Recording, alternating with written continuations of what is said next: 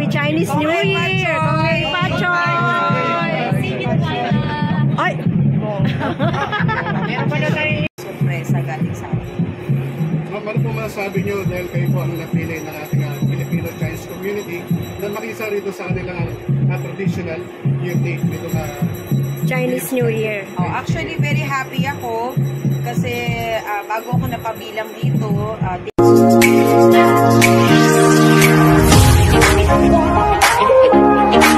ano po masasabi nyo sa pag-ikot natin kanina?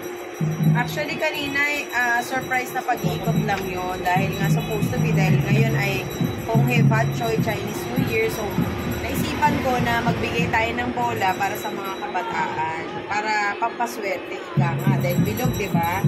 So, pampaswerte lamang yung ginawa natin kanina, kaya ngayon naman talaga yung parada natin para sa Chinese New Year. Ayun.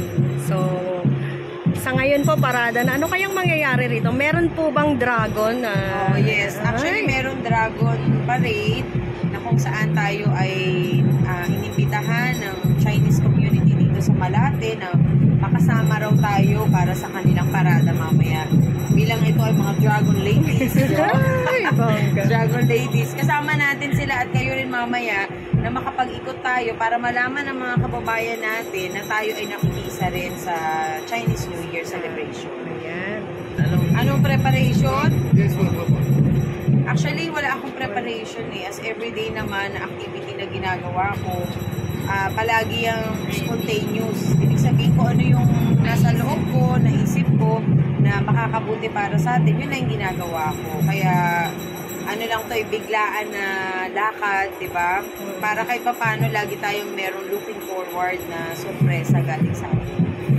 Ma'am, ano po masasabi nyo dahil kayo po ang napili ng ating Filipino-Chinese community na makisa rito sa kanilang traditional New Day dito na Chinese New Year. Actually, very happy ako kasi bago ako napabilang dito, tinignan muna nila yung mga ginagawa natin para sa komunidad. Kaya happy ako dahil kahit paano, welcome tayo sa kanila at masasabi ko rin na ang pagtulong talaga para sa lahat, hindi lamang para sa ilan. Ayun. So, yun ang nakita ng mga Chinese. Ay, bongga. Siguro dahil maputi ako, joke. Salamat, ma'am.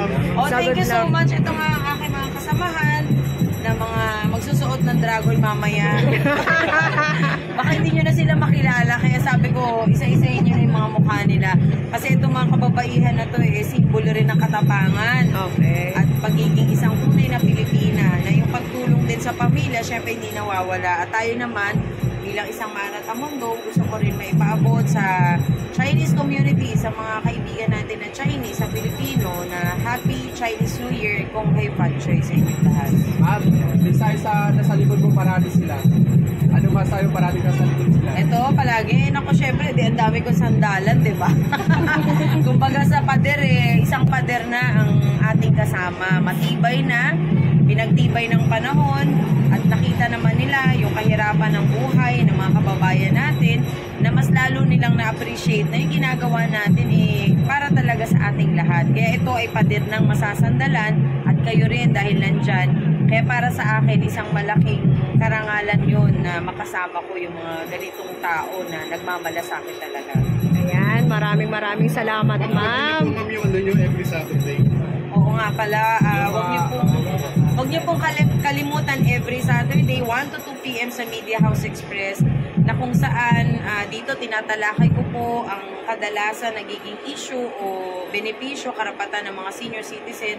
Pero sa mga susunod na mga aking programa, siguro iibahin din natin ng konti ang tema para ma-cover up din natin yung iba, kababaihan, yung mga kabataan. So mag-feature na ako ng iba't ibang klase. At abangan nyo, baka magkaroon na ako ng ano dyan parang teleserye. Wow. Para sa 1 to 2 p.m. At kasi ang bala ko, yung susunod na 1 to 2 p.m. ko, parang teleserye na siya na kung saan isa sa buhay natin yung talagang karanasan ng isang senior citizen o ng isang Pilipino.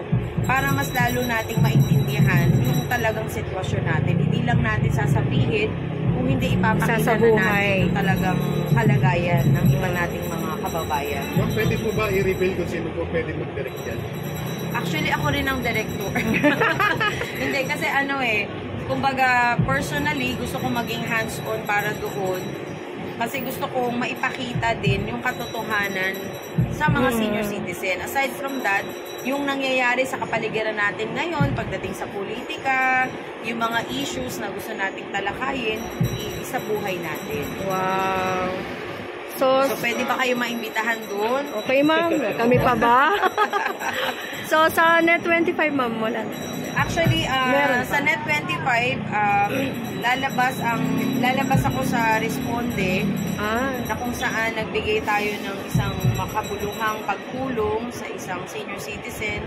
Abangan nyo na lang, siguro ipapalabas ito next week. Wow. Ng Net25. Kahapon lang nangyari yun, so nakita rin nila yung talagang galing sa puso na pagtulong natin sa mga kababayan natin. Baka medyo nakaka-touch yung episode na ito. Kaya sana abangan po ninyo sa Responde Net25. Wow. Yung Surprise. FB page niyo po. Yung FB page ko, yung Maratamundong Supporters.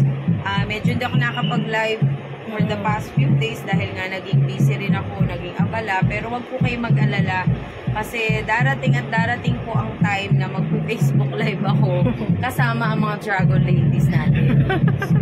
Ayan. So once again, congratulations po sa inyo.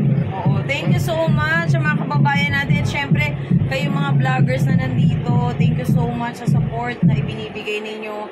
Every Saturday, babatiin ko kayo para mas lumawak pa ang inyong mga followers. Kasi syempre tayo naman nagtutulungan lamang para maipromote din natin yung talagang magandang atikain para sa ating administrasyon ngayon. Ayan. Ikaw muna.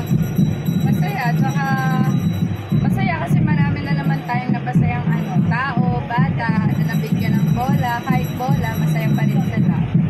Ayan. Ma'am, ikaw naman. Ayun, successful naman yung natin kanina dahil maraming natuwang Mga tao, kagaya ng mga bata, matanda. So, wala naman tayo pinimili sa pamimigay ng bola. Lahat naman sila nakaka-receive sa atin. Alright. So, Ako karagdagan lang, nakakatuwa na pagmasdan na kahit nasa malayo pa si Miss Maratamundong, kita mo na sa mga mukha ng bawat isa, maging bata, matanda, kita mo yung excited sila na makita si Miss Mara kasi alam nila na ang mukha ni Miss Mara hindi lang para sa mga nakatatanda, kundi iniidolo rin siya ng mga kabataan. Hindi lang dahil sa binibigyan niyang tulong dahil nararamdaman nila na yung pagmamahal ni Mara sa kapwa niya talagang tao sa kanyang puso. ayan, ikaw Addition na lang doon sa mga sinasabi nila na siguro na masaya doon sa pakiramdam yung nakikita mo na nagpapasaya ka ng mga tao kahit sa maliit na bagay. Kumbaga para sa kanila is napakalaking tulong na yun. Yan.